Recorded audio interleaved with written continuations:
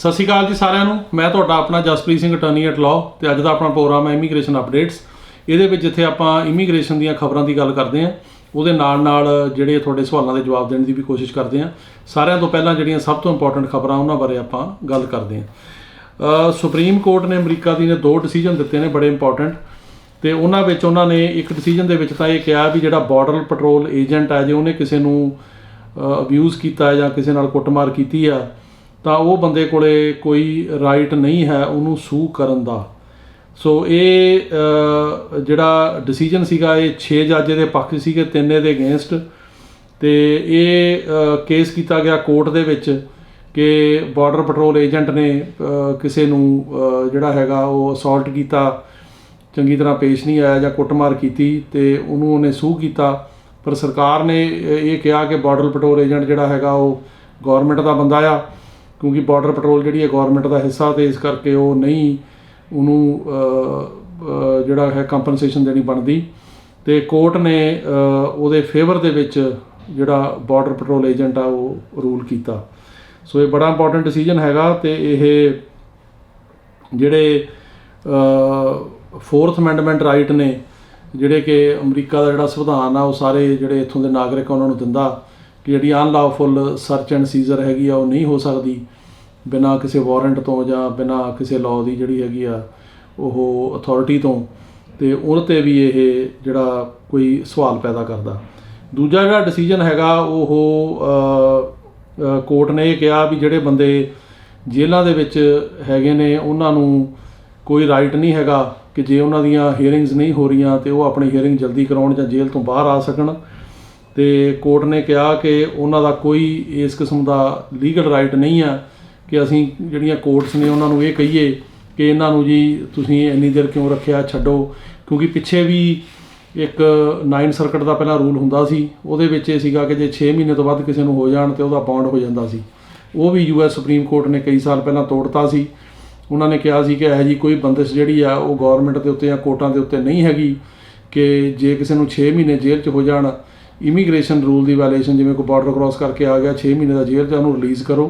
ਹੁਣ ਵੀ supreme court ਨੇ ਇਹ ਕਿਹਾ ਕਿ 6 ਮਹੀਨੇ ਦਾ ਕੋਈ ਇਹੋ ਜਿਹਾ ਟਾਈਮ ਫਰੇਮ ਨਹੀਂ ਆ, ਤੇ ਜੇ ਕਿਸੇ ਬੰਦੇ ਨੇ ਲਾਅ ਵਾਇਲੇਟ ਕੀਤਾ ਤੇ ਉਹਨੂੰ ਫੜਿਆ ਜੇਲ੍ਹ ਦੇ ਵਿੱਚ ਹੈ, ਕੋਈ ਵੀ ਰੀਜ਼ਨ ਹੈ, ਤੇ ਗੌਰਮੈਂਟ ਜੇ ਚਾਹੇ ਤਾਂ ਉਹਨੂੰ 6 ਮਹੀਨੇ ਤੋਂ ਵੱਧ ਸਮੇਂ ਲਈ ਜਾਂ ਇਸ ਤੋਂ ਵੀ ਜ਼ਿਆਦਾ ਸਮੇਂ ਵਾਸਤੇ ਵੀ ਜੇਲ੍ਹ ਦੇ ਵਿੱਚ ਰੱਖ ਸਕਦੀ ਹੈ। ਉਹਦਾ ਕੋਈ ਰਾਈਟ ਨਹੀਂ ਹੈ ਕਿ ਮੇਰਾ ਬੌਂਡ ਹੋਵੇ ਕਿ ਮੈਨੂੰ ਇੰਨੇ ਮਹੀਨੇ ਜੇਲ੍ਹ 'ਚ ਹੋਵੇ। ਇਹ ਜਿਹੜਾ ਸੁਪਰੀਮ ਕੋਰਟ ਦਾ ਫੈਸਲਾ ਇਹ ਵੀ ਬੜਾ ਇੰਪੋਰਟੈਂਟ ਫੈਸਲਾ ਆ।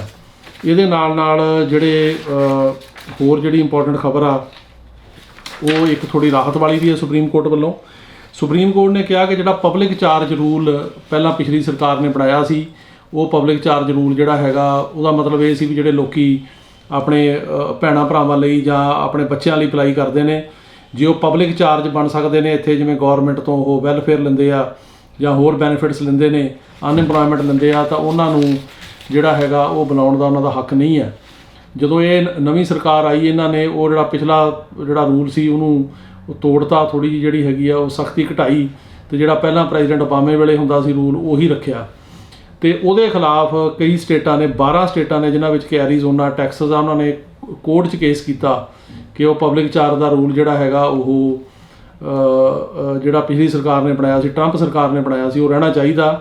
ਤੇ ਇਹ ਬੰਦੇ ਜਿਹੜੇ ਇੱਥੇ ਕਿਸੇ ਕਿਸਮ ਦਾ ਵੀ ਗੌਰਮੈਂਟ ਦਾ ਬੈਨੀਫਿਟ ਲੈਂਦੇ ਆ, ਉਹਨਾਂ ਨੂੰ ਨਹੀਂ ਹੱਕ ਹੋਣਾ ਚਾਹੀਦਾ ਕਿ ਉਹ ਆਪਣੇ ਰਿਲੇਟਿਵਸ ਨੂੰ ਮਤਲਬ ਬਾਹਰੋਂ ਬੁਲਾ ਸਕਣ, ਪਟੀਸ਼ਨਾਂ ਕਰ ਸਕਣ। ਲੇਕਿਨ US ਸੁਪਰੀਮ ਕੋਰਟ ਨੇ ਉਹ ਜਿਹੜਾ ਗੱਲ ਉਹਨਾਂ ਦੀ ਨਹੀਂ ਮੰਨੀ। ਉਹਨਾਂ ਨੇ ਕਿਹਾ ਵੀ ਗੌਰਮੈਂਟ ਦਾ ਜਿਹੜਾ ਫੈਸਲਾ ਹੈਗਾ ਵੀ ਇਹਨੂੰ ਪਬਲਿਕ ਚਾਰਜ ਦੇ ਰੂਲ ਨੂੰ ਥੋੜ੍ਹਾ ਨਰਮ ਰੱਖਣਾ ਚਾਹੀਦਾ। ਇਹਦੇ ਵਿੱਚ ਜਿਹੜੀਆਂ ਤਬਦੀਲੀਆਂ ਕੀਤੀਆਂ ਸੀਗੀਆਂ ਟਰੰਪ ਸਰਕਾਰ ਨੇ ਉਹ ਗਲਤ ਸੀਗੀਆਂ, ਉਹ ਫੈਸਲਾ ਠੀਕ ਆ। ਸੋ ਪਬਲਿਕ ਚਾਰਜ ਦੇ ਰੂਲ ਤੇ ਜਿਹੜੇ ਇਮੀਗ੍ਰੈਂਟਸ ਨੇ ਉਹਨਾਂ ਦੇ ਹੱਕ ਦੇ ਵਿੱਚ ਸੁਪਰੀਮ ਕੋਰਟ ਨੇ ਇਹ ਜਿਹੜਾ ਹੈਗਾ ਇਹ ਫੈਸਲਾ ਕੀਤਾ ਆ। ਤੇ the US Supreme Court this week threw out an attempt by Arizona and 12 other states to defend a controversial Trump-era policy that made it harder for legal immigrants to live in the country if they use certain public benefits. ਸੋ ਜਿਹੜਾ ਉਹਨੇ ਪਿਛਲੀ ਸਰਕਾਰ ਨੇ, Trump ਦੀ ਸਰਕਾਰ ਨੇ ਥੋੜ੍ਹਾ ਜਿਹਾ ਜਿਹੜਾ ਸਖਤ ਬਣਾਇਆ ਸੀ ਰੂਲ, ਉਹਨੂੰ US ਸੁਪਰੀਮ ਕੋਰਟ ਨੇ ਕਿਹਾ ਵੀ ਇਹਦੀ ਕੋਈ ਲੋੜ ਨਹੀਂ, ਗਲਤ ਆ। ਜਿਹੜੀ ਹੁਣ ਦੀ ਸਰਕਾਰ ਨੇ ਇਹਨੂੰ ਚੇਂਜ ਕੀਤਾ, ਥੋੜ੍ਹਾ ਨਰਮ ਕੀਤਾ, ਥੋੜ੍ਹੀਆਂ ਉਹਦੀਆਂ ਜਿਹੜੀਆਂ ਸ਼ਰਤਾਂ ਘਟਾਈਆਂ, ਉਹ ਬਿਲਕੁਲ ਠੀਕ ਹੈ। ਸੋ ਇਹ ਜਿਹੜੀ ਹੈਗੀ ਆ ਡਿਵੈਲਪਮੈਂਟ ਇਹ ਇਮੀਗ੍ਰੈਂਟਸ ਦੇ ਹੱਕ ਦੇ ਵਿੱਚ ਆ।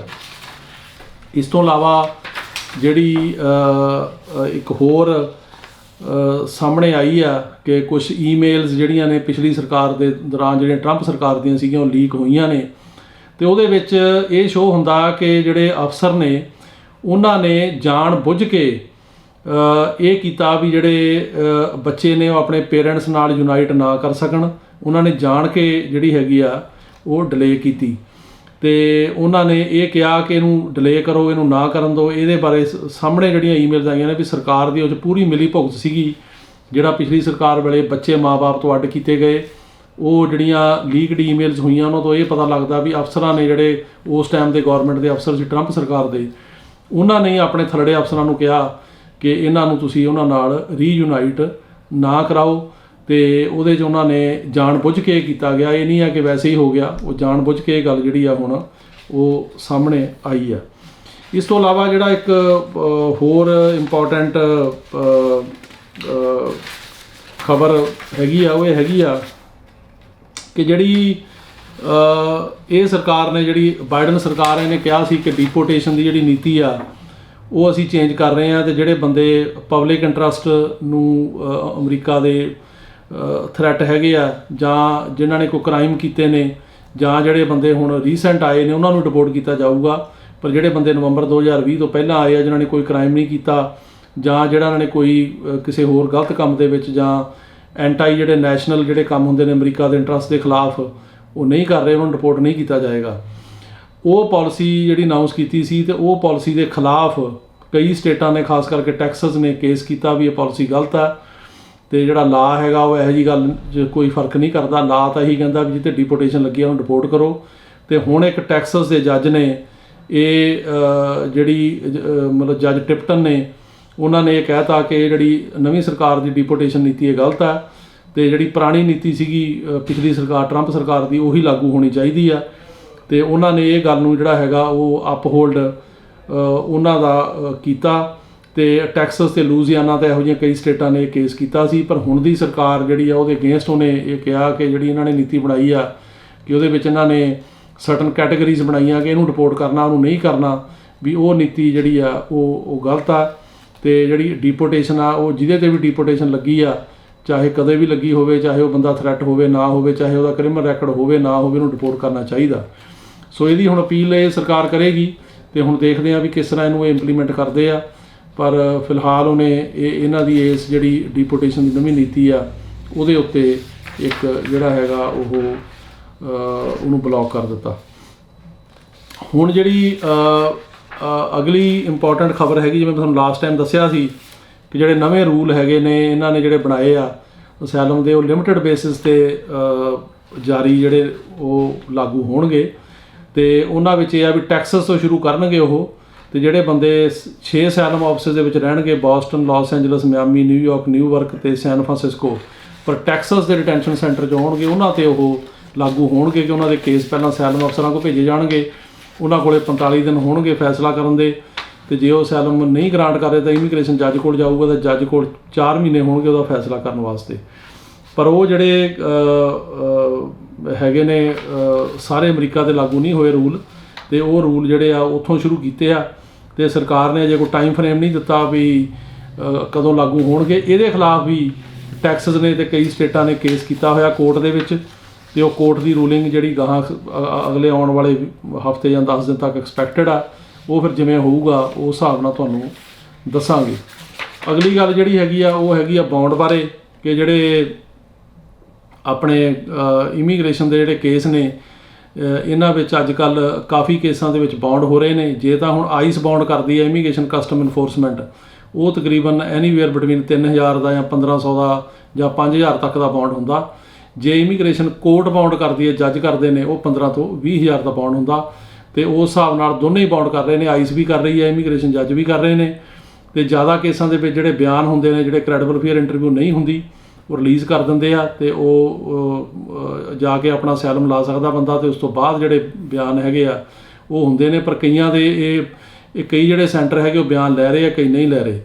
ਅਤੇ ਲੇਕਿਨ ਜਿਹੜਾ ਹੁਣ ਰੀਸੈਂਟ ਬੌਂਡ ਹੋ ਰਿਹਾ ਉਹ ਜੇ ਆਈਸ ਕਰੇ ਤਾਂ ਉਹ ਘੱਟ ਆ, ਜੇ ਇਮੀਗ੍ਰੇਸ਼ਨ ਕਸਟਮ ਇਨਫੋਰਸਮੈਂਟ ਕਰੇ, ਜੇ ਜੱਜ ਕਰੇ ਤਾਂ ਉਹ ਬੌਂਡ ਜ਼ਿਆਦਾ, ਪਰ ਬੌਂਡ ਤਕਰੀਬਨ 90% ਤੋਂ ਉੱਪਰ ਬੰਦਿਆਂ ਦੇ ਜਿਹੜੇ ਆ ਉਹ ਹੋ ਰਹੇ ਨੇ। 5 ਬੰਦੇ ਅਸੀਂ ਲੰਘੇ ਵੀਕ ਦੇ ਵਿੱਚ ਬੌਂਡ ਤੇ ਜਿਹੜੇ ਹੈਗੇ ਆ ਉਹ ਕਢਾਏ ਆ। ਤੇ ਇਸ ਵੀਕ ਆਪਣੇ 2 ਪੋਲੀਟੀਕਲ ਅਸਾਈਲਮ ਦੇ ਕੇਸ ਜਿਹੜੇ ਆ ਉਹ ਪਾਸ ਹੋਏ ਨੇ। ਇੱਕ ਕੈਲੀਫੋਰਨੀਆ 'ਚ ਹੋਇਆ, ਇੱਕ ਨਿਊਯਾਰਕ 'ਚ ਹੋਇਆ। ਤੇ ਉਹਨਾਂ ਕੇਸਾਂ ਦੇ ਵਿੱਚ ਜਿਹੜਾ ਉਹ ਫੇਰ ਇੱਕ ਵਾਰੀ ਰੀਲੋਕੇਸ਼ਨ ਦਾ ਇਸ਼ੂ ਸੀਗਾ, ਜਿਹਨੂੰ ਕਿ ਟੈਕਲ ਕੀਤਾ ਅਸੀਂ, ਉਹਦੇ ਉੱਤੇ ਬਰੀਫ ਵੀ ਜਮ੍ਹਾਂ ਕਰਾਈ, ਪਰ ਜੱਜ ਸਾਹਿਬ ਸਾਡੇ ਨਾਲ ਸਹਿਮਤ ਹੋਏ ਤਾਂ ਉਹ ਕੇਸ ਜਿਹੜੇ ਨੇ 2 ਪਾਸ ਆਪਣੇ ਇਸ ਵੀਕ ਹੋਏ ਆ।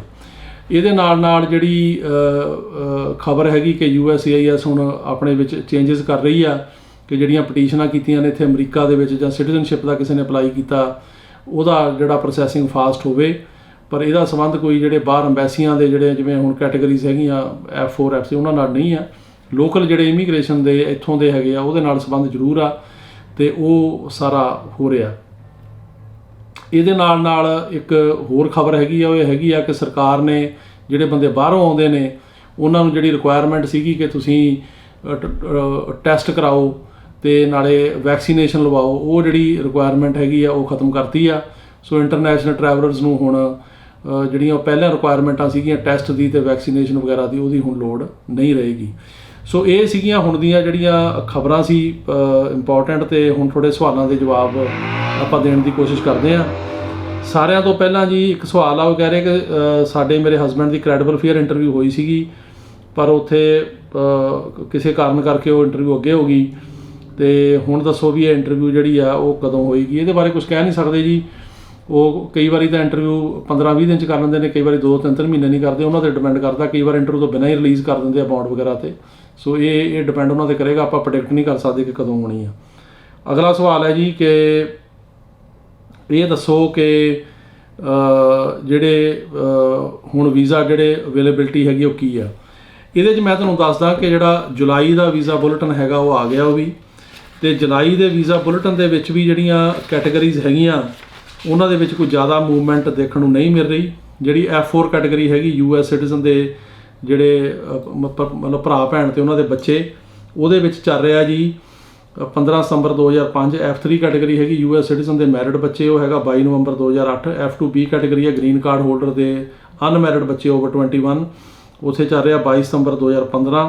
F2A ਕੈਟੇਗਰੀ ਹੈਗੀ ਜਿਹੜੇ ਗ੍ਰੀਨ ਕਾਰਡ ਹੋਲਡਰ ਦੇ ਹਸਬੈਂਡ ਵਾਈਫ ਤੇ 21 ਸਾਲ ਤੋਂ ਘੱਟ ਬੱਚੇ, ਉਹ ਕਰੰਟ ਹੈ। F1 ਜਿਹੜੀ ਕੈਟੇਗਰੀ ਆ ਉਹ ਹੈਗੀ ਆ US ਸਿਟੀਜ਼ਨ ਦੇ ਅਨਮੈਰਿਡ ਬੱਚੇ, ਉਹ ਹੈਗੀ ਆ 1 ਦਸੰਬਰ 2014। ਤੇ ਜਿਹੜੇ ਡਾਕੂਮੈਂਟੇਸ਼ਨ ਮੰਗੀ ਜਾ ਰਹੀ ਹੈ ਇਹਨਾਂ ਤੋਂ ਉਹ ਵੀ ਤਕਰੀਬਨ ਸੇਮ ਹੀ ਆ ਜੋ ਪਿਛਲੇ ਮਹੀਨੇ ਸੀਗੀ। F4 ਕੈਟੇਗਰੀ 'ਚ ਹੈਗੇ ਆ 22 ਫਰਵਰੀ 2006, F3 'ਚ ਹੈਗਾ 1 ਅਕਤੂਬਰ 2009, F2B 'ਚ ਹੈਗਾ ਜੀ 1 ਅਕਤੂਬਰ 2016, F2A ਕਰੰਟ ਆ, ਤੇ F1 'ਚ ਹੈਗਾ 1 ਜੁਲਾਈ 2016। ਸੋ ਇਹਦੇ ਵਿੱਚ ਕੋਈ ਖਾਸ ਜਿਹੜੀ ਚੇਂਜ ਆ ਉਹ ਦੇਖਣ ਨੂੰ ਨਹੀਂ ਮਿਲੀ ਅਜੇ। ਸਾਡੀ ਜਾਣਕਾਰੀ ਦੇ ਮੁਤਾਬਕ ਜਿਹੜੀਆਂ ਇੰਟਰਵਿਊਜ਼ ਵਗੈਰਾ ਹੈਗੀਆਂ ਉਹ ਬਾਹਰ ਜਿਵੇਂ ਇੰਡੀਆ ਦੇ ਵਿੱਚ ਮੁੰਬਈ ਦੇ ਵਿੱਚ ਜਿਹੜੀਆਂ ਹੋ ਰਹੀਆਂ ਉਹ ਸਿਰਫ US ਸਿਟੀਜ਼ਨ ਦੇ ਹਸਬੈਂਡ ਵਾਈਫ ਦੇ ਕੇਸਾਂ 'ਚ ਹੋ ਰਹੀਆਂ ਨੇ। ਦੂਜੇ ਜਿਹੜੇ ਕੇਸਿਸ ਨੇ ਗ੍ਰੀਨ ਕਾਰਡ ਹੋਲਡਰ ਦੇ ਹਸਬੈਂਡ ਵਾਈਫ ਜਾਂ ਜਿਹੜੇ F4 ਕੈਟੇਗਰੀ F3 ਉਹਨਾਂ ਵਿੱਚ ਬਹੁਤ ਸਲੋ ਆ ਸਪੀਡ, ਤੇ ਉਹਦਾ ਪਤਾ ਨਹੀਂ ਕਾਰਨ ਕੀ ਆ, ਤੇ ਹੋਣੀਆਂ ਚਾਹੀਦੀਆਂ ਪਰ ਬੜੀ ਇਹ ਗੱਲ ਜਿਹੜੀ ਹੈਗੀ ਆ ਉਹ ਨਿਰਾਸ਼ਾਜਨਕ ਹੈ ਵੀ ਇੰਨੀ ਸਲੋ ਸਪੀਡ, ਇਹਨੂੰ ਤੇਜ਼ ਕਰਨਾ ਚਾਹੀਦਾ। ਇਹਦੇ ਬਾਰੇ ਅਸੀਂ ਹਫ਼ਤੇ ਤੱਕ US ਜਿਹੜੇ ਲੀਡਰ ਨੇ ਉਹਨਾਂ ਨੂੰ ਮਿਲਣ ਜਾ ਰਹੇ ਹਾਂ, ਸੈਨੇਟਰਾਂ ਨੂੰ। ਉਹਦੇ ਬਾਰੇ ਤੁਹਾਨੂੰ ਜਦੋਂ ਮੀਟਿੰਗ ਹੋਊਗੀ ਮੈਂ ਅਗਲੀ ਅਪਡੇਟ ਜਿਹੜੀ ਆ ਉਹ ਜ਼ਰੂਰ ਦਿਆਂਗਾ ਕਿ ਉੱਥੇ ਕੀ ਗੱਲਬਾਤ ਹੋਈ ਆ, ਤੇ ਤਾਂ ਕਿ ਇਹਨਾਂ ਕੈਟੇਗਰੀਜ਼ ਬਾਰੇ ਗੱਲਬਾਤ ਜਿਹੜੀ ਆ ਉਹ ਹੋ ਸਕੇ। ਅਗਲਾ ਸਵਾਲ ਹੈ ਜੀ ਉਹ ਇਹ ਆ ਕਿ ਅਸੀਂ ਜਿਹੜਾ ਰਿਫਿਊਜੀ I-730 ਪਟੀਸ਼ਨ ਕੀਤੀ ਸੀਗੀ, ਰਿਫਿਊਜੀ ਰਿਲੇਟਿਵ ਪਟੀਸ਼ਨ, ਤੇ 2019 'ਚ ਕੀਤਾ ਸੀ, ਅਜੇ ਤੱਕ ਅਪਰੂਵਲ ਨਹੀਂ ਆਈ। ਵਾਕਈ ਟਾਈਮ ਲੱਗ ਰਿਹਾ ਜਿਹਨੂੰ ਅੱਜ ਕੱਲ੍ਹ 2.5 ਸਾਲ ਤੋਂ ਉੱਪਰ ਟਾਈਮ ਲੱਗ ਰਿਹਾ। 19 ਦੇ ਕਈ ਕੇਸ ਅਜੇ ਪੈਂਡਿੰਗ ਪਏ ਆ, ਇਹਨੂੰ ਤੁਹਾਨੂੰ ਵੇਟ ਕਰਨੀ ਪੈਣੀ ਆ। ਅਗਲਾ ਸਵਾਲ ਹੈ ਜੀ ਕਿ F4 'ਚ ਜੂਨ 2007 ਦੇ ਪੇਪਰ ਅਪਲਾਈ ਆ, ਕੋਈ ਅਪਡੇਟ ਨਹੀਂ ਆਈ ਅਜੇ ਦਾ। 2000 ਮੈਂ ਤੁਹਾਨੂੰ ਦੱਸ ਕੇ ਹਟਿਆ ਜਿਹੜਾ ਜੁਲਾਈ ਦਾ ਵੀਜ਼ਾ ਬੁਲੇਟਿਨ ਆਇਆ ਉਹਦੇ ਵਿੱਚ ਵੀ ਅਜੇ ਜਿਹੜਾ ਚੱਲ ਰਿਹਾ ਉਹ ਸਤੰਬਰ 'ਤੇ ਕੰਮ ਖੜਾ 2005 ਤੇ, ਪਰ ਮੇਰੀ ਜਾਣਕਾਰੀ ਆ ਕਿ ਜਿਹੜੇ ਫਰਵਰੀ ਮਾਰਚ ਜਾਂ ਜਨਵਰੀ 2005 ਦੇ ਜਿਹੜੇ ਕੇਸ ਨੇ ਉਹਨਾਂ ਨੂੰ ਵੀ ਅਜੇ ਤੱਕ ਵੀਜ਼ੇ ਨਹੀਂ ਮਿਲੇ। ਇਹ ਸਤੰਬਰ ਦੀ ਡੇਟ ਤਾਂ ਵੈਸੇ ਜਿਹੜੀ ਟੈਂਟੇਟਿਵ ਡੇਟ ਆ। ਅਗਲਾ ਸਵਾਲ ਹੈ ਜੀ ਕਿ ਉਹ ਕਹਿੰਦੇ ਵੀ ਜੇ I-130 ਪਟੀਸ਼ਨ ਅਪਲਾਈ ਕੀਤੀ ਹੋਵੇ ਆਪਣੇ ਪੇਰੈਂਟਸ ਲਈ ਤੇ ਉਹ USA ਦਾ ਜਿਹੜੇ ਵੀਜ਼ਾ ਲੈ ਕੇ ਇੱਥੇ ਆ ਜਾਣ ਤਾਂ ਉਹ ਕਿਸ ਤਰ੍ਹਾਂ ਡਿਸਾਈਡ ਹੁੰਦਾ। ਦੇਖੋ ਇਸ ਤਰ੍ਹਾਂ ਹੁੰਦਾ, ਪਹਿਲਾਂ ਤਾਂ ਜੇ ਤੁਸੀਂ ਪਟੀਸ਼ਨ ਕੀਤੀ ਆ ਤਾਂ ਵਿਜ਼ਟਰ ਵੀਜ਼ਾ ਨਹੀਂ ਆ, ਅਪਲਾਈ ਕਰਨਾ ਤਾਂ ਵਿਜ਼ਟਰ ਵੀਜ਼ਾ ਮਿਲਦਾ ਹੀ ਨਹੀਂ ਆ, ਕਿਉਂਕਿ ਉਹਦੇ ਵਿੱਚ ਇੰਟੈਂਟ ਦਾ ਸਵਾਲ ਹੋ ਜਾਂਦਾ। ਉਹਨਾਂ ਨੂੰ ਪਤਾ ਲੱਗ ਜਾਂਦਾ ਕਿ ਤੁਸੀਂ ਪਟੀਸ਼ਨ ਕੀਤੀ ਆ, ਅਤੇ ਉਹ ਵੀਜ਼ਾ ਨਹੀਂ ਦਿੰਦੇ। ਉਹ ਕਹਿੰਦੇ ਵੇਟ ਕਰੋ ਤੁਸੀਂ ਆਪਣੀ ਵਾਰੀ ਦੀ। ਪਰ ਜੇ ਕਈਆਂ ਦੇ ਵੀਜ਼ਾ ਪਹਿਲਾਂ ਲੱਗਿਆ ਹੁੰਦਾ, ਉਹ ਜੇ ਇੱਥੇ ਆ ਜਾਣ ਤਾਂ ਉਹ ਫਿਰ ਇੱਥੇ ਐਡਜਸਟਮੈਂਟ ਲਈ ਅਪਲਾਈ ਕਰ ਸਕਦੇ ਆ, ਪਰ ਪਹਿਲੇ 90 ਦਿਨ ਨਹੀਂ ਕਰ ਸਕਦੇ, ਕਿਉਂਕਿ ਇੰਟੈਂਟ ਕਰਕੇ ਇੱਕ ਇਸ਼ੂ ਹੁੰਦਾ ਕਿ ਇੰਟੈਂਟ ਕੀ ਸੀ ਇੱਥੇ ਆਉਣ ਦੀ। ਸੋ ਅਸੀਂ ਰਿਕਮੈਂਡ ਕਰਦੇ ਹਾਂ ਕਿ ਪਹਿਲੇ 90 ਤੋਂ 120 ਦਿਨ ਨਾ ਅਪਲਾਈ ਕਰੋ, ਉਸ ਤੋਂ ਬਾਅਦ ਤੁਸੀਂ ਇੱਥੇ ਐਡਜਸਟਮੈਂਟ ਲਈ ਕਰ ਸਕਦੇ ਹਾਂ। ਅਗਲਾ ਸਵਾਲ ਹੈ ਜੀ ਕਿ ਕਈ ਬੰਦੇ ਕਹਿੰਦੇ ਨੇ ਕਿ ਸਾਡੇ ਕੋਲ ਪੋਰਚੁਗਲ ਦੀ ਨੈਸ਼ਨੈਲਿਟੀ ਆ ਜਾਂ ਸਪੇਨ ਦੀ ਨੈਸ਼ਨੈਲਿਟੀ ਆ, ਕੀ ਅਸੀਂ ਇੱਥੇ ਅਸਾਈਲਮ ਕੇਸ ਲਾ ਸਕਦੇ ਹਾਂ? ਹਾਂਜੀ, ਜਿਹੜਾ ਅਸਾਈਲਮ ਦਾ ਕੇਸ ਹੁੰਦਾ ਉਹ ਜੇ ਉੱਥੇ ਕੋਈ ਪ੍ਰੋਬਲਮ ਤੁਹਾਨੂੰ ਹੈਗੀ ਆ, ਕੋਈ ਵੀ ਲਾ ਸਕਦਾ, ਪਰ ਉਹਦੇ ਵਿੱਚ ਬੇਸਿਕਲੀ ਜਿਹੜੇ ਅਸਾਈਲਮ ਦੇ 5 ਗਰਾਊਂਡ ਨੇ ਉਹ ਸ਼ੋਅ ਕਰਨੇ ਪੈਂਦੇ ਆ, ਅਤੇ ਇਹ ਸ਼ੋਅ ਕਰਨਾ ਪੈਂਦਾ ਕਿ ਉਹਨਾਂ ਮੁਲਕਾਂ ਦੇ ਵਿੱਚ ਤੁਹਾਨੂੰ ਕੀ ਪ੍ਰੋਬਲਮ ਹੈ। ਜੇ ਕੋਈ ਪ੍ਰੋਬਲਮ ਉਹਨਾਂ 5 ਗਰਾਊਂਡਾਂ ਦੇ ਵਿੱਚ ਆਉਂਦੀ ਆ ਤਾਂ ਜੈਨੂਇਨ ਆ, ਸੱਚੀ ਆ, ਤੁਹਾਡੇ ਕੋਲ ਪ੍ਰੂਫ ਹੈਗੇ, ਫਿਰ ਤੁਸੀਂ ਲਾ ਸਕਦੇ ਹੋ। ਅਗਲਾ ਸਵਾਲ ਹੈ ਜੀ ਕਿ notice to appear the date ਸਾਨੂੰ ਕੈਂਪ 'ਚ ਮਿਲੀ ਸੀ, ਡੇਟ 1 ਸਾਲ ਬਾਅਦ ਦੀ ਸੀ, ਅਤੇ ਇਹਦਾ ਕੀ ਮਤਲਬ ਆ? ਦੇਖੋ ਡੇਟ ਤਾਂ ਜਿਹੜੀ ਹੁੰਦੀ ਆ ਮਤਲਬ ਕੋਰਟ ਦੀ ਡੇਟ ਸਾਲ ਦੀ, ਸਵਾ ਸਾਲ ਦੀ ਵੀ ਮਿਲਦੀ ਹੈ, ਪਰ ਉਹ ਤੋਂ ਪਹਿਲਾਂ ਤੁਸੀਂ ਅਸਾਈਲਮ ਲਾ ਸਕਦੇ ਹੋ, ਲਾਉਣਾ ਚਾਹੀਦਾ। ਕੋਈ ਜਿਹੜਾ ਅਸਾਈਲਮ ਲਾਉਣਾ ਉਹ ਵਿਦਿਨ 1 ਈਅਰ ਲੱਗਦਾ। ਸੋ ਇਹਦੇ ਬਾਰੇ ਤੁਹਾਨੂੰ ਉਹ notice to appear the date the wait ਕਰਨ ਦੀ ਲੋੜ ਨਹੀਂ, ਅਤੇ ਅਸਾਈਲਮ ਦਾ ਕੇਸ ਤੁਸੀਂ ਇੱਕਦਮ ਜੋ ਤੁਸੀਂ ਬਾਹਰ ਨਿਕਲਦੇ ਹੋ ਤੁਸੀਂ ਲਾ ਸਕਦੇ ਹੋ। ਡੇਟ ਜਿਹੜੀ ਆ ਉਹ ਆਪਣੇ ਹਿਸਾਬ ਨਾਲ ਦਿੰਦੇ ਨੇ, ਕਈਆਂ ਨੂੰ 6 ਮਹੀਨੇ ਦੀ, ਕਈਆਂ ਨੂੰ ਸਾਲ ਦੀ, ਉਹ ਡਿਪੈਂਡ ਉਹਨਾਂ 'ਤੇ ਕਰੂਗਾ। ਪਰ ਪੋਲੀਟੀਕਲ ਅਸਾਈਲਮ ਦਾ ਕੇਸ ਤੁਸੀਂ ਪਹਿਲਾਂ ਹੀ ਲਾ ਸਕਦੇ ਹੋ। ਜਿਹੜੀ ਤੁਹਾਨੂੰ ਡੇਟ ਮਿਲੀ ਉਹਦਾ ਮਤਲਬ ਇਹ ਆ ਕਿ ਜਿਹੜੀ ਮਾਸਟਰ ਹੀਅਰਿੰਗ ਡੇਟ ਆ ਪਹਿਲੀ, ਉਹ ਤੁਹਾਨੂੰ ਉਹ ਡੇਟ ਮਿਲੀ ਆ। ਉਹ ਡੇਟਾਂ ਅੱਗੇ ਪਿੱਛੇ ਚੇਂਜ ਵੀ ਹੋ ਜਾਂਦੀਆਂ ਨੇ, ਪਰ ਉਹਦਾ ਇਫੈਕਟ ਜਿਹੜਾ ਉਹ ਅਸਾਈਲਮ 'ਤੇ ਨਹੀਂ ਹੈਗਾ। ਅਸਾਈਲਮ ਤੁਸੀਂ ਪਹਿਲਾਂ ਲਾ ਦਿੰਦੇ ਹੋ, ਉੱਥੋਂ ਫਿਰ ਤੁਹਾਡਾ ਕਲੌਕ ਚੱਲ ਪਊਗਾ ਵਰਕ ਪਰਮਿਟ ਦਾ, ਜਿਹੜਾ 6 ਮਹੀਨੇ ਬਾਅਦ ASAP ਦੀ ਮੈਂਬਰਸ਼ਿਪ ਲੈ ਕੇ ਮਿਲਦਾ। ਅਗਲਾ ਸਵਾਲ ਹੈ ਜੀ ਕਿ ਮੇਰੇ ਪੇਰੈਂਟ ਦੇ ਪੇਪਰ 10 ਮਾਰਚ 20 ਦੇ ਨਿਕਲੇ ਸੀ, ਪਰ ਹੁਣ ਪੁਲਿਸ ਕਲੀਅਰੈਂਸ ਰਿਪੋਰਟ ਹਰ 6 ਮਹੀਨੇ ਬਾਅਦ ਮੰਗਦੇ ਆ, ਅਤੇ ਇਹ ਡਾਕੂਮੈਂਟਰੀ ਦੇਖੋ ਇਸ ਤਰ੍ਹਾਂ ਕਿ ਕਾਫੀ ਡਿਲੇ ਆ ਇਸ ਕੈਟਾਗਰੀ ਦੇ ਵਿੱਚ। ਜੇ ਮੈਂ ਦੱਸ ਕੇ ਹਟਿਆ ਵੀ ਜਿਹੜੇ US ਸਿਟੀਜ਼ਨ ਦੇ ਹਸਬੈਂਡ ਵਾਈਫ ਦੀਆਂ ਕੈਟਾਗਰੀਆਂ ਨੇ, ਉਹਨਾਂ ਤੋਂ ਬਿਨਾਂ ਬਾਕੀ ਸਾਰੇ ਕੈਟਾਗਰੀਆਂ ਡਿਲੇ ਆ। ਸੋ ਜੇ ਮੰਗਦੇ ਆ ਤੁਹਾਨੂੰ ਜੋ ਚੀਜ਼ ਵੀ ਮੰਗਦੇ ਆ ਉਹ ਦੇਣੀ ਪਊਗੀ। ਅਗਲਾ ਸਵਾਲ ਹੈ ਜੀ ਕਿ C1D ਵੀਜ਼ੇ 'ਤੇ ਆ ਕੇ ਇੱਥੇ ਐਡਜਸਟਮੈਂਟ ਆਫ ਸਟੇਟਸ ਕਰ ਸਕਦਾ? ਜਿਹੜਾ C1D 'ਤੇ ਆਉਂਦਾ ਉਹ ਇੱਥੇ ਵਿਆਹ ਵਗੈਰਾ ਦਾ ਕੇਸ ਕਰਕੇ ਐਡਜਸਟ ਨਹੀਂ ਕਰ ਸਕਦਾ, ਆਪਣੀ ਕੰਟਰੀ ਜਾਣਾ ਪੈਂਦਾ। ਅਤੇ ਬਾਕੀ ਉਹਦੇ ਵਾਸਤੇ ਜਿਹੜਾ ਹੈਗਾ ਉਹ ਇਹ ਆਪਸ਼ਨ ਨਹੀਂ ਹੈ, ਪਰ ਅਸਾਈਲਮ ਦੀ ਆਪਸ਼ਨ ਜ਼ਰੂਰ ਹੈਗੀ ਹੈ। ਜੇ ਉਹਨੂੰ ਕੋਈ ਖਤਰਾ ਹੈਗਾ, ਜੇ ਉਹਦਾ ਕੇਸ 5 ਗਰਾਊਂਡਾਂ 'ਚ ਆਉਂਦਾ, ਸ਼ੋਅ ਕਰ ਸਕਦਾ, ਉਹਦੇ ਕੋਲ ਡਾਕੂਮੈਂਟੇਸ਼ਨ ਹੈਗੀ ਆ ਵੀ ਉਹਨੂੰ ਖਤਰਾ, ਤਾਂ ਅਸਾਈਲਮ ਉਹ ਲਾ ਸਕਦਾ। ਅਗਲਾ ਸਵਾਲ ਹੈ ਜੀ ਕਿ ਜੇ ਕੋਈ ਬੰਦਾ ਬਾਰਡਰ ਕ੍ਰੋਸ ਕਰਕੇ ਆਉਂਦਾ ਤਾਂ ਉਹਦੇ ਬਿਆਨ ਹੁੰਦੇ ਨੇ ਚੌਂਕੀ ਵਿੱਚ ਜਾਂ ਕੈਂਪ ਵਿੱਚ, ਜਾਂ ਫਿਰ ਬਿਨਾਂ ਬਿਆਨ ਤੋਂ ਛੱਡਿਆ ਜਾਂਦਾ। ਇਹ ਡਿਪੈਂਡ ਕਰਦਾ ਜੀ ਕਿੱਥੇ ਉਹ ਐਂਟਰ ਕਰਦਾ। ਪਰ ਅੱਜ ਕੱਲ੍ਹ ਜਿਹੜੇ ਲੋਕ ਜ਼ਿਆਦਾ ਐਰੀਜ਼ੋਨਾ ਦੇ ਕੈਂਪਾਂ 'ਚੋਂ ਜਾਂ ਕੈਲੀਫੋਰਨੀਆ 'ਚੋਂ ਨਿਕਲਣ, ਉਹਨਾਂ ਦੇ ਬਿਆਨ ਨਹੀਂ ਹੁੰਦੇ, ਉਹਨਾਂ ਦਾ ਬਾਉਂਡ ਹੁੰਦਾ, ਕਿਸੇ ਦਾ 3000, ਕਿਸੇ ਦਾ 1500, ਉਹ ਆਈਸ ਕਰਕੇ ਛੱਡ ਦਿੰਦੀ ਆ, ਬਿਆਨ ਨਹੀਂ ਹੁੰਦੇ। ਅਤੇ ਬਿਆਨ ਜਿਹੜੇ ਨੇ ਉਹ ਫਿਰ ਬਾਹਰੋਂ ਆ ਕੇ ਅਸਾਈਲਮ ਦਾ ਕੇਸ ਲਾਉਂਦਾ, ਉਸ ਤੋਂ ਬਾਅਦ ਹੋਣਗੇ। ਉੱਥੇ ਅੰਦਰ ਬਿਆਨ ਨਹੀਂ ਹੋ ਰਹੇ, ਪਰ ਕਈ ਸਰਵਿਸ ਸੈਂਟਰਾਂ ਦੇ ਵਿੱਚ ਜਿਨ੍ਹਾਂ 'ਚ ਖਾਸ ਕਰਕੇ ਕਈ ਲੂਜ਼ੀਆਨਾ ਜਾਂ ਟੈਕਸਸ ਵਗੈਰਾ, ਉੱਥੇ ਬਿਆਨ ਹੋ ਰਹੇ ਨੇ, ਪਰ ਜ਼ਿਆਦਾ ਜਿਹੜੇ ਇੱਧਰ ਦੇ ਸਰਵਿਸ ਸੈਂਟਰ ਹੈਗੇ ਐਰੀਜ਼ੋਨਾ, ਕੈਲੀਫੋਰਨੀਆ, ਉੱਥੇ ਬਿਆਨ ਨਹੀਂ ਹੁੰਦੇ। ਅਗਲਾ ਸਵਾਲ ਹੈ ਜੀ ਕਿ F2B 2016 ਦਾ ਕੇਸ ਹੈ ਅਤੇ ਪ੍ਰੋਸੈਸ ਅੱਗੇ ਨਹੀਂ ਵੱਧ ਰਿਹਾ। ਬਿਲਕੁਲ ਠੀਕ ਹੈ ਜੀ। F2B ਕੈਟਾਗਰੀ ਜਿਹੜੀ ਅਜੇ 22 ਸਤੰਬਰ 2015 ਚੱਲੀ ਜਾਂਦਾ, ਅਤੇ ਬਹੁਤ ਸਲੋਅ ਹੈਗਾ, ਅਤੇ ਇਸ ਕਰਕੇ ਹੁਣ ਦੇਖਦੇ ਹਾਂ ਇਹਦੇ 'ਚ ਕੀ ਪ੍ਰੋਬਲਮ, ਕਿੱਦਾਂ ਤੇਜ਼ ਹੁੰਦਾ, ਪਰ ਅਜੇ ਬਹੁਤ ਨਿਰਾਸ਼ਾਜਨਕ ਹੈ ਕਿ ਅੱਗੇ ਨਹੀਂ ਤੋਰ ਰਹੇ। ਅਗਲਾ ਸਵਾਲ ਹੈ ਜੀ ਕਿ ਉਹ ਇਹ ਕਹਿ ਰਹੇ ਆ ਕਿ ਦਿੱਲੀ ਬਾਇਓਮੈਟ੍ਰਿਕਸ ਹੋਏ ਸੀ US ਐਮਬੈਸੀ 'ਚ, ਅਤੇ ਜੇ ਅਸੀਂ ਇੱਥੇ ਆਈਏ ਤਾਂ ਉਹ ਕੱਢ ਲੈਣਗੇ? ਹਾਂਜੀ, ਕੱਢ ਸਕਦੇ ਆ ਜੀ, ਬਿਲਕੁਲ। ਜੇ ਤੁਹਾਡੇ ਜਿਹੜੇ ਬਾਇਓਮੈਟ੍ਰਿਕਸ ਆ ਉਹ ਕਿਸੇ ਵੀ ਐਮਬੈਸੀ 'ਚ ਹੋਏ ਆ, ਤੁਸੀਂ ਵਿਜ਼ਟਰ ਵੀਜ਼ਾ ਅਪਲਾਈ ਕੀਤਾ, ਉਹ ਤੁਹਾਨੂੰ ਨਹੀਂ ਮਿਲਿਆ, ਤੁਹਾਡੇ ਉੱਥੇ ਫਿੰਗਰਪ੍ਰਿੰਟ ਹੋਏ ਆ, ਅਤੇ ਤੁਸੀਂ ਜੇ ਇੱਥੇ ਐਂਟਰ ਕਰਦੇ ਹੋ ਕਿਸੇ ਤਰੀਕੇ ਨਾਲ ਵੀ, ਅਤੇ ਉਹ ਬਾਇਓਮੈਟ੍ਰਿਕਸ ਦੇ ਵਿੱਚੋਂ ਉਹ ਇਹ ਗੱਲ ਨੂੰ ਜੋ ਤੁਹਾਡੇ ਫਿੰਗਰਪ੍ਰਿੰਟ ਇੱਥੇ ਕਰਨਗੇ ਉਹ ਮੈਚ ਹੋ ਜਾਣਗੇ, ਅਤੇ ਗੌਰਮੈਂਟ ਨੂੰ ਇਹ ਪਤਾ ਲੱਗੂਗਾ ਕਿ ਤੁਸੀਂ ਉੱਥੇ ਅਪਲਾਈ ਕੀਤਾ ਸੀ। ਅਸੀਂ ਤਾਂ ਹਮੇਸ਼ਾ ਇਹ ਰਿਕਮੈਂਡ ਕਰਦੇ ਹਾਂ ਕਿ ਸੱਚ ਦੱਸੋ, ਕਿ ਤੁਸੀਂ ਜੋ ਵੀ ਅਪਲਾਈ ਤੁਹਾਡਾ ਕਿਸੇ ਨੇ ਕੀਤਾ ਜਾਂ ਤੁਸੀਂ ਕੋਈ ਅਪਲਾਈ ਕੀਤਾ ਉਹਨੂੰ ਨਾ ਲੁਕਾਓ, ਉਹਨੂੰ ਆਪਣੀ ਸਹੀ ਪੋਜੀਸ਼ਨ ਦੱਸਣੀ ਚਾਹੀਦੀ ਆ। ਪਰ ਬਾਇਓਮੈਟ੍ਰਿਕਸ ਤੋਂ ਉਹ ਤੁਹਾਡਾ ਸਾਰਾ ਕੁਝ ਜਿਹੜਾ ਉਹ ਕੱਢ ਸਕਦੇ ਆ। ਅਗਲਾ ਸਵਾਲ ਹੈ ਜੀ ਕਿ ਮੇਰੀ ਵਾਈਫ USA ਆਏ ਹੋਏ 2 ਮਹੀਨੇ ਹੋ ਗਏ ਨੇ, ਅਜੇ ਤੱਕ ਗ੍ਰੀਨ ਕਾਰਡ ਨਹੀਂ ਆਇਆ, ਕਿੰਨਾ ਟਾਈਮ ਲੱਗੂ? ਇਹਨੂੰ ਟਾਈਮ ਲੱਗਦਾ ਜੀ, ਕਈ ਵਾਰੀ 6-6 ਮਹੀਨੇ ਵੀ ਲੱਗਦੇ ਨੇ, ਵੇਟ ਕਰਨੀ ਪੈਣੀ ਹੈ। ਤੁਸੀਂ ਇਹਦੇ ਬਾਰੇ ਇਨਕੁਆਇਰੀ ਕਰ ਸਕਦੇ ਹੋ। ਅਗਲਾ ਸਵਾਲ ਹੈ ਜੀ ਕਿ B1 B2 ਵੀਜ਼ਾ ਮਿਲ ਸਕਦਾ? ਉਹ ਅਪਲਾਈ ਤਾਂ ਹੋ ਜਾਂਦਾ, ਪਰ ਉਹਦੀਆਂ ਅਪਾਇੰਟਮੈਂਟਸ ਨਹੀਂ ਮਿਲ ਰਹੀਆਂ। ਅਪਾਇੰਟਮੈਂਟਸ ਨੂੰ ਕਾਫੀ ਟਾਈਮ ਲੱਗ ਰਿਹਾ। ਇੰਡੀਆ ਜਿੰਨੇ ਵੀ ਸੈਂਟਰ ਨੇ, ਦਿੱਲੀ ਆ ਚਾਹੇ ਮੁੰਬਈ ਜਾਂ ਚੇਨਈ ਆ, ਉੱਥੇ ਬਹੁਤ ਟਾਈਮ ਲੱਗ ਰਿਹਾ ਅਪਾਇੰਟਮੈਂਟਸ ਦਾ। ਅਗਲਾ ਸਵਾਲ ਹੈ ਜੀ ਕਿ F4 ਕੇਸ ਜਿਹੜਾ ਹੈਗਾ ਉਹਦੇ ਬਾਰੇ ਜੇ ਚਾਈਲਡ ਦੀ ਉਮਰ 21 ਸਾਲ ਤੋਂ ਉੱਪਰ ਹੋ ਜਾਂਦੀ ਆ ਤਾਂ ਉਹ ਕਵਰ ਹੋ ਸਕਦਾ। ਚਾਈਲਡ ਸਟੈਟਸ ਪ੍ਰੋਟੈਕਸ਼ਨ ਐਕਟ ਇੱਕ ਹੈਗਾ, ਉਹਦੀ ਜੇ ਕੈਲਕੂਲੇਸ਼ਨ 'ਚ ਆਉਂਦਾ ਤਾਂ ਹੋ ਸਕਦਾ, ਪਰ ਉਹ 'ਚ ਕੋਈ ਪੱਕੀ ਗਰੰਟੀ ਨਹੀਂ ਹੁੰਦੀ ਵੀ ਆਪਾਂ ਇਹ ਕਹਿ ਦਈਏ ਵੀ 100% ਹੋਊਗਾ। ਅੱਜ ਕੱਲ੍ਹ ਵੈਸੇ ਕਾਫੀ ਸਖਤੀ ਆ ਇਹਨਾਂ ਕੇਸਾਂ ਦੇ ਵਿੱਚ, ਅਤੇ ਉਹ ਚਾਈਲਡ ਸਟੈਟਸ ਪ੍ਰੋਟੈਕਸ਼ਨ ਐਕਟ ਦੇ ਕੇਸ ਜਿਹੜੇ ਨੇ ਉਹ ਕਾਫੀ ਗੌਰਮੈਂਟ ਜਿਹੜੀ ਉਹ ਡਿਨਾਈ ਵੀ ਕਰ ਰਹੀ ਆ, ਪਰ ਉਹਦੇ ਅੰਡਰ ਤੁਸੀਂ ਅਪਲਾਈ ਕਰਕੇ ਇਹਨੂੰ ਜਿਹੜਾ ਹੈਗਾ ਉਹ ਦੇਖ ਸਕਦੇ ਹੋ। ਅਗਲਾ ਸਵਾਲ ਹੈ ਜੀ ਕਿ P3 ਵੀਜ਼ੇ ਬਾਰੇ ਦੱਸੋ। ਜਿਹੜਾ P3 ਵੀਜ਼ਾ ਜੀ ਇਹ ਗਾਉਣ ਵਾਲਿਆਂ ਦਾ ਵੀਜ਼ਾ ਹੁੰਦਾ, ਜਿਹੜੇ ਇੱਥੇ ਸਟੇਜ 'ਤੇ ਪਰਫੋਰਮ ਕਰਨ ਆਉਂਦੇ ਨੇ, ਚਾਹੇ ਉਹ ਸਿੰਗਰ ਹੋਣ ਜਾਂ ਕੋਈ ਸਟੇਜ ਦਾ ਪਲੇ ਹੋਵੇ। ਅਸੀਂ ਕਾਫੀ ਕਰਦੇ ਹਾਂ।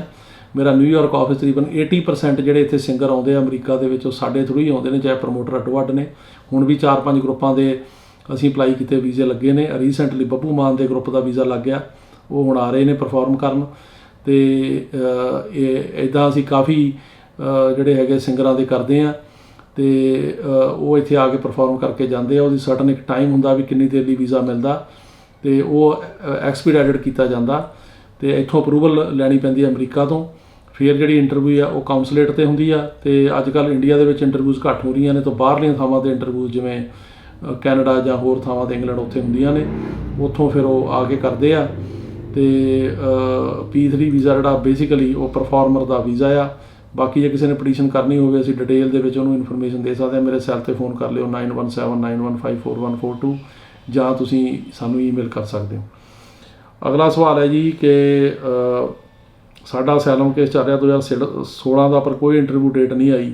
ਕੋਈ ਤਰੀਕਾ ਹੈਗਾ ਜੀ ਉਹਨਾਂ ਨੂੰ ਕਹਿਣ ਦਾ ਵੀ ਸਾਨੂੰ ਡੇਟ ਦਿਓ, ਪਰ ਉਹ ਡੇਟਾਂ ਦੇ ਨਹੀਂ ਰਹੇ ਅੱਜ ਕੱਲ੍ਹ। ਸਾਰਾ ਪੇਪਰ ਵਰਕ ਪੂਰਾ ਕਰਕੇ ਤੁਸੀਂ ਕਹਿ ਸਕਦੇ ਹੋ ਅਸਾਈਲਮ ਆਫਿਸ ਨੂੰ ਵੀ ਸਾਨੂੰ ਇੰਟਰਵਿਊ ਦਿਓ, ਪਰ ਉੱਥੇ ਰਸ਼ ਇੰਨਾ ਜ਼ਿਆਦਾ ਤੁਸੀਂ ਲਾਈਨ 'ਚ ਲੱਗ ਜਾਓਗੇ, ਪਰ ਕੋਈ ਗਰੰਟੀ ਨਹੀਂ ਹੈਗੀ ਕਿ ਇੰਟਰਵਿਊ ਡੇਟ ਤੁਹਾਨੂੰ ਉਹ ਦੇਣਗੇ। ਅਗਲਾ ਸਵਾਲ ਹੈ ਜੀ ਕਿ ਜੇ ਕਿਸੇ ਨੇ ਕੋਲ ਮਲਟੀਪਰਪਜ਼ ਵੀਜ਼ਾ ਅਮਰੀਕਾ ਦਾ ਹੈਗਾ ਅਤੇ ਉਹ ਅਸਾਈਲਮ ਲਾ ਸਕਦਾ। ਅਸਾਈਲਮ ਕੋਈ ਵੀ ਲਾ ਸਕਦਾ ਜਿਹੜਾ ਇੱਥੇ ਆਉਂਦਾ, ਚਾਹੇ ਵੀਜ਼ੇ 'ਤੇ ਆਇਆ, ਚਾਹੇ ਬਾਰਡਰ ਕ੍ਰਾਸ ਕਰਕੇ ਆਇਆ, ਚਾਹੇ ਫੜਿਆ ਗਿਆ, ਚਾਹੇ ਨਹੀਂ ਵੀ ਫੜਿਆ ਗਿਆ, ਉਹ ਵੀ ਲਾ ਸਕਦਾ। ਪਰ ਜਿਹੜੇ ਅਸਾਈਲਮ ਦੇ 5 ਗਰਾਊਂਡ ਨੇ ਉਹਨਾਂ ਵਿੱਚ ਉਹਦਾ ਕੇਸ ਹੋਣਾ ਚਾਹੀਦਾ, ਅਤੇ ਕੇਸ ਜੈਨੂਇਨ ਹੋਣਾ ਚਾਹੀਦਾ। ਉਹਦੇ ਕੋਲ ਡਾਕੂਮੈਂਟੇਸ਼ਨ ਹੋਣੀ ਚਾਹੀਦੀ ਹੈ ਅਪਰੂਵ ਕਰਨ ਲਈ, ਅਤੇ ਉਹਨੂੰ ਸ਼ੋਅ ਕਰਨਾ ਪਊਗਾ ਕਿ ਪਰਸੀਕਿਊਸ਼ਨ ਹੋਈ ਹੈ, ਅਤੇ ਗਾਂਹ ਨੂੰ ਵੀ ਜੋ ਵਾਪਸ ਜਾਊਗਾ ਆਪਣੀ ਕੰਟਰੀ ਦੇ ਵਿੱਚ ਤਾਂ ਉਹਨੂੰ ਪਰਸੀਕਿਊਸ਼ਨ ਹੋਏਗੀ। ਜੇ ਉਹਨਾਂ 5 ਗਰਾਊਂਡਾਂ ਦੇ ਵਿੱਚ ਉਹਦਾ ਕੇਸ ਆਉਂਦਾ ਤਾਂ ਉਹ ਜ਼ਰੂਰ ਕਰ ਸਕਦਾ। ਉਹ ਇੱਥੇ ਮੈਂ ਸਾਰਿਆਂ ਨੂੰ ਇਹ ਕਹਿੰਦਾ ਹੁੰਦਾ ਕਿ ਤੁਹਾਡਾ ਜਿਹੜਾ ਕੇਸ ਅਸਲੀ ਆ ਤਾਂ ਕਰੋ, ਜੇ ਤੁਹਾਨੂੰ ਕੋਈ ਰੀਅਲ ਪ੍ਰੋਬਲਮ ਆਈ ਆ ਤਾਂ ਕਰੋ, ਐਵੇਂ ਹੀ ਇੱਥੇ ਰਹਿਣ ਲਈ ਅਸਾਈਲਮ ਨਾ ਕਰੋ। ਜੇ ਸੱਚਾ ਕੇਸ ਆ ਤਾਂ ਉਹ ਤੁਸੀਂ ਕਰ ਸਕਦੇ ਹੋ, ਚਾਹੇ ਵਿਜ਼ਟਰ ਵੀਜ਼ੇ 'ਤੇ ਆਏ ਹੋ, ਚਾਹੇ ਸਟੂਡੈਂਟ ਵੀਜ਼ੇ 'ਤੇ ਆਏ ਹੋ, ਚਾਹੇ ਤੁਸੀਂ ਤੁਹਾਡੀ ਐਂਟਰੀ ਇਲੀਗਲ IWI ਆ, ਸਾਰੇ ਕਰ ਸਕਦੇ ਆ ਅਸਾਈਲਮ 'ਚ, ਕੋਈ ਪ੍ਰੋਬਲਮ ਨਹੀਂ। ਸਿਰਫ ਇੰਨਾ ਕਿ ਕੇਸ 5 ਗਰਾਊਂਡਾਂ ਦੇ ਵਿੱਚ ਹੋਣਾ ਚਾਹੀਦਾ। ਅਗਲਾ ਸਵਾਲ ਹੈ ਜੀ ਕਿ ਮੈਂ ਹੁਣ ਆਪਣੇ ਪੇਰੈਂਟਸ ਦਾ ਗ੍ਰੀਨ ਕਾਰਡ ਅਪਲਾਈ ਕਰਨਾ, ਕਿੰਨਾ ਟਾਈਮ ਲੱਗੂ? ਕਾਫੀ ਟਾਈਮ ਹੈ। ਜਦੋਂ ਸਿਟੀਜ਼ਨ ਹੋ ਅੱਜ ਕੱਲ੍ਹ 1.5 ਤੋਂ 2 ਸਾਲ ਘੱਟੋ ਘੱਟ ਲੱਗਣਗੇ, ਜ਼ਿਆਦਾ ਟਾਈਮ ਵੀ ਲੱਗ ਸਕਦਾ। ਅਤੇ ਅਗਲਾ ਸਵਾਲ ਹੈ ਜੀ ਕਿ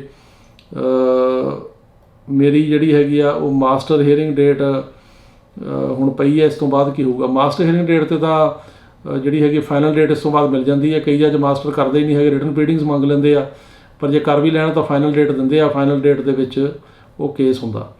ਅਗਲਾ ਸਵਾਲ ਹੈ ਜੀ PD ਬਾਰੇ ਦੱਸੋ। ਹਾਂਜੀ, PD ਬਾਰੇ ਅੱਜ ਕੱਲ੍ਹ ਕਾਫੀ ਜ਼ਿਆਦਾ ਹਰ ਕੇਸ ਦੇ ਵਿੱਚ ਹੀ ਜਿਹੜੀ ਗੌਰਮੈਂਟ ਹੈਗੀ ਆ ਉਹ ਜੱਜ ਨੂੰ ਕਹਿੰਦੀ ਹੈ ਕਿ PD ਦੇ ਦਿਓ, ਇਹ ਕੇਸ ਨੂੰ ਡਿਸਮਿਸ ਕਰ ਦਿਓ, ਨੋਨ ਪ੍ਰਾਇਓਰਟੀ ਕੇਸ ਆ। ਤਾਂ ਕਈ ਵਾਰੀ ਤਾਂ ਜੱਜ ਪੁੱਛਦੇ ਆ ਵੀ ਤੁਸੀਂ PD ਲੈਣੀ ਆ, ਕਿਉਂ ਕਈ ਵਾਰ ਪੁੱਛਦੇ ਹੀ ਨਹੀਂ ਹੈਗੇ, ਸਿੱਧਾ ਹੀ ਉਹ ਆਪਣਾ ਡਿਸੀਜਨ ਦੇ ਕੇ ਕੇਸ ਨੂੰ ਡਿਸਮਿਸ ਕਰ ਦਿੰਦੇ ਆ। ਇਹ ਹੋ ਰਿਹਾ।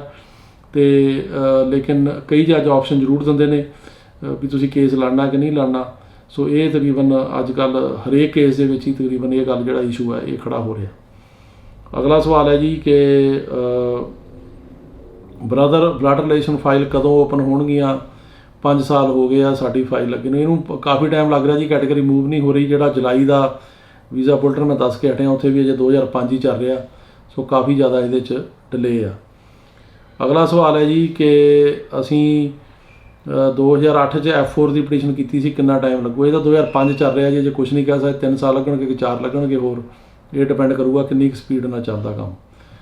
ਅਤੇ ਅਗਲਾ ਸਵਾਲ ਹੈ ਜੀ ਕਿ ਸਾਨੂੰ ਇਹ ਪਤਾ ਲੱਗਿਆ ਸੀ ਕਿ ਇਹ ਸਰਕਾਰ ਜਿਹੜੀ ਆ ਉਹ PD ਦੇ ਰਹੀ ਆ, ਉਹ ਕੀ ਆ? ਦੇਖੋ, PD ਬੇਸਿਕਲੀ 2 ਕਿਸਮ ਦੀ ਆ।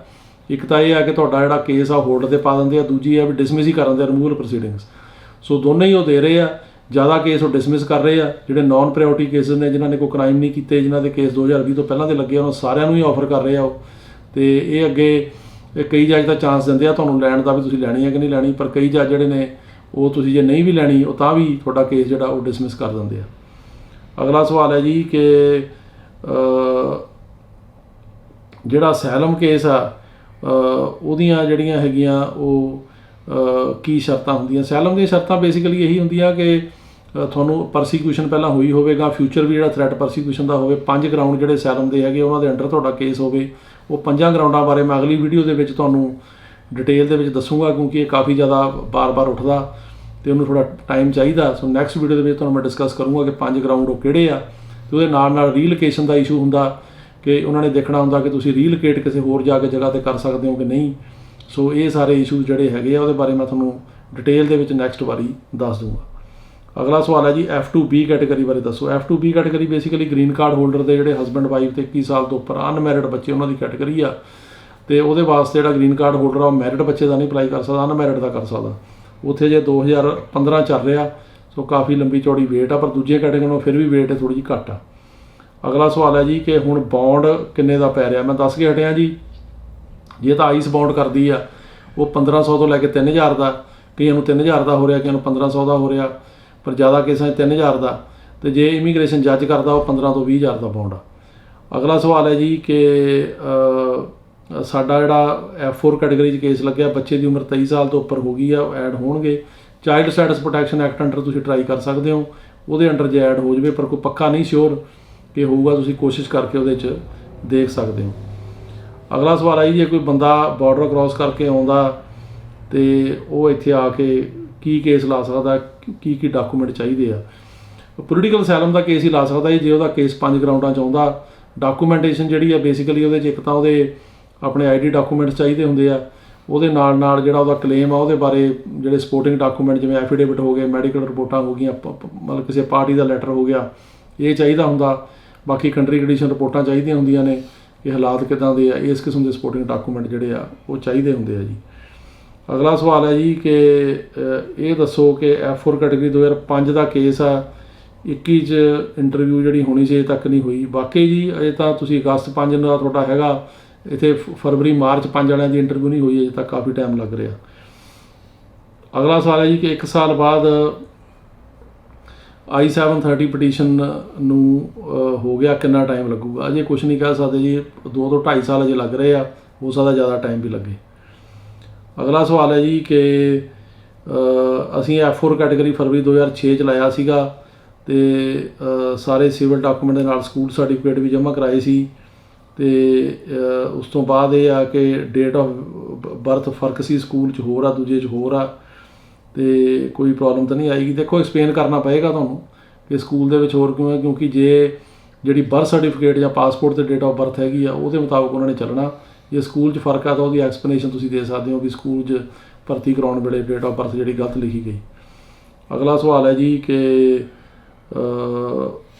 ਇਹ ਦੱਸੋ ਕਿ ਇੰਟਰਵਿਊ ਦੇ ਵਿੱਚ ਅੰਬੈਸੀ ਮੇਰਾ ਅਪਰੂਵਲ ਲੈਟਰ ਨਹੀਂ ਆਇਆ, ਫੈਮਿਲੀ ਦੇ ਨਾਲ ਮੈਂ ਆ ਸਕਦਾ ਕਿ ਨਹੀਂ। ਜੇ ਉਹ ਤੁਹਾਨੂੰ ਐਡ ਨਹੀਂ ਉਹਨਾਂ ਨੇ ਕੀਤਾ ਤਾਂ ਚਾਈਲਡ ਸਟੈਟਸ ਪ੍ਰੋਟੈਕਸ਼ਨ ਐਕਟ ਦੇ ਨਾਲ ਤੁਸੀਂ ਟਰਾਈ ਕਰ ਸਕਦੇ ਹੋ, ਪਰ ਕੋਈ ਪੱਕਾ ਨਹੀਂ ਕਿ ਤੁਸੀਂ ਕਵਰ ਇਹਦੇ 'ਚ ਹੋਵੋਗੇ। ਅਗਲਾ ਸਵਾਲ ਹੈ ਜੀ ਕਿ ਇਹ ਦੱਸੋ ਕਿ ਅਸਾਈਲਮ ਕੇ ਸਾਡਾ ਕੋਰਟ 'ਚ ਰੈਫਰ ਹੋ ਗਿਆ, ਫਾਈਨਲ ਡੇਟ 2025 'ਚ ਡੇਟ ਪਹਿਲਾਂ ਲੈ ਸਕਦੇ ਹਾਂ। ਹਾਂਜੀ, ਤੁਸੀਂ ਪਹਿਲਾਂ ਲੈਣ ਵਾਸਤੇ ਇਮੀਗ੍ਰੇਸ਼ਨ ਕੋਰਟ ਦੇ ਵਿੱਚ ਰਿਕੁਐਸਟ ਕਰ ਸਕਦੇ ਹੋ, ਪਰ ਅੱਗੇ ਫਿਰ ਉਹਨਾਂ ਦੀ ਮਰਜ਼ੀ ਆ ਦੇਣ ਜਾਂ ਨਾ ਦੇਣ, ਤੁਸੀਂ ਟਰਾਈ ਕਰ ਸਕਦੇ ਹੋ ਕਿ ਉਸ ਤੋਂ ਪਹਿਲਾਂ ਉਹ ਮਿਲ ਜਾਵੇ। ਅਗਲਾ ਸਵਾਲ ਹੈ ਜੀ ਕਿ ਮੇਰੇ ਪੇਰੈਂਟ US ਸਿਟੀਜ਼ਨ ਨੇ, ਉਹ ਇੰਡੀਆ ਤੋਂ ਨੇ, ਮੇਰਾ ਬ੍ਰਦਰ ਬ੍ਰਿਟਿਸ਼ ਸਿਟੀਜ਼ਨ ਆ ਅਤੇ ਉਹ ਮੇਰੇ ਪੇਰੈਂਟ ਨੂੰ UK ਲਿਜਾਣਾ ਚਾਹੁੰਦਾ, ਅਤੇ ਇਹਦੇ ਬਾਰੇ ਤੁਸੀਂ ਮੈਨੂੰ ਦੱਸੋ। ਹਾਂਜੀ, ਇਹ ਹੁਣ UK ਦੀ ਇਮੀਗ੍ਰੇਸ਼ਨ ਬਾਰੇ ਜਿਹੜਾ ਹੈਗਾ ਉਹ ਕਿਸੇ UK ਦੇ ਤੁਹਾਨੂੰ ਵਕੀਲ ਨਾਲ ਸਲਾਹ ਕਰਨੀ ਪੈਣੀ ਹੈ ਕਿ ਕੀ ਉਹਨਾਂ ਦੀ ਉਹ ਪਟੀਸ਼ਨ ਕਰ ਸਕਦਾ, ਪਰ ਹੋ ਸਕਦਾ ਕਿ ਉੱਥੋਂ ਦਾ ਲਾ ਇਹ ਹੋਵੇ ਵੀ ਮਾਂ-ਬਾਪ ਨੂੰ ਪੱਕਾ ਨਾ, ਜਿਵੇਂ ਅਮਰੀਕਾ ਦੇ ਵਿੱਚ ਤਾਂ ਤੁਸੀਂ ਮਤਲਬ ਮਾਂ-ਬਾਪ ਸਿਟੀਜ਼ਨ ਬਣ ਜਾਂਦੇ ਆ, ਪਰ ਕਈ ਮੁਲਕਾਂ ਦੇ ਵਿੱਚ ਸਿਰਫ ਹਸਬੈਂਡ ਵਾਈਫ ਹੀ ਸਿਟੀਜ਼ਨ ਬਣ ਸਕਦੇ ਆ, ਹਸਬੈਂਡ ਵਾਈਫ 'ਤੇ 21 ਸਾਲ ਤੋਂ ਘੱਟ ਬੱਚੇ ਪੇਰੈਂਟਸ ਨਹੀਂ ਬਣ ਸਕਦੇ। ਸੋ ਇਹ UK ਦੇ ਲਾ ਅੰਡਰ ਉਹਨਾਂ ਨੂੰ ਅਲਾਓ ਉੱਥੇ ਕੀਤਾ ਜਾਊਗਾ, ਉਨੀ ਦੇਰ ਰਹਿਣਾ, ਇਹ ਕਿਸੇ UK ਦੇ ਵਕੀਲ ਤੋਂ ਸਲਾਹ ਲੈਣੀ ਚਾਹੀਦੀ ਹੈ। ਅਗਲਾ ਸਵਾਲ ਹੈ ਜੀ ਕਿ ਮੇਰਾ F3 ਕੇਸ ਜਨਵਰੀ 12 ਵਿੱਚ ਲੱਗਿਆ, ਕਿੰਨਾ ਟਾਈਮ ਲੱਗੂ। ਇਹਦਾ ਜੀ F3 ਕੇਸ ਦੇ ਵਿੱਚ 2008 ਚੱਲ ਰਿਹਾ, 12 ਨੂੰ ਇਹ 4-5 ਸਾਲ ਜਿਹੜੇ ਆ ਉਹ ਹੋਰ ਲੱਗ ਸਕਦੇ ਨੇ। ਅਗਲਾ ਸਵਾਲ ਹੈ ਜੀ ਕਿ F3 ਕੇਸ 2006 ਦਾ ਕਿੰਨਾ ਟਾਈਮ ਲੱਗੂਗਾ। F4 ਕੇਸ 6 ਦਾ। F4 ਕੈਟੇਗਰੀ 2005 ਚੱਲ ਰਿਹਾ ਜੀ, 2006 ਦਾ, ਇਹ ਸਾਲ 2 ਸਾਲ ਹੋਰ ਲੱਗ ਸਕਦੇ ਆ। ਸੋ ਇਹ ਸੀ ਤੁਹਾਡੇ ਸਵਾਲਾਂ ਦੇ ਜਵਾਬ, ਤੇ ਆਸ ਹੈ ਕਿ ਤੁਹਾਨੂੰ ਪ੍ਰੋਗਰਾਮ ਪਸੰਦ ਆਇਆ ਹੋਵੇਗਾ। ਸੋ ਅੱਗੇ ਤੋਂ ਇਸ ਪ੍ਰੋਗਰਾਮ ਨਾਲ ਜੁੜੋ, ਵੱਧ ਤੋਂ ਵੱਧ ਇਹਨੂੰ ਸ਼ੇਅਰ ਕਰੋ, ਸਬਸਕ੍ਰਾਈਬ ਕਰੋ, ਤੇ ਆਪਣੇ ਸਵਾਲ ਜਿਹੜੇ ਉਹ ਲਿਖ ਕੇ ਇਹ ਥੱਲੇ ਪਾਓ ਵੀਡੀਓ ਦੇ, ਤੇ ਨੈਕਸਟ ਟਾਈਮ ਮੈਂ ਉਹਦੇ ਜਵਾਬ ਦੇਣ ਦੀ ਜ਼ਰੂਰ ਕੋਸ਼ਿਸ਼ ਕਰਾਂਗਾ। ਸਾਰਿਆਂ ਦਾ ਬਹੁਤ ਬਹੁਤ ਧੰਨਵਾਦ। ਸਤਿ ਸ਼੍ਰੀ ਅਕਾਲ।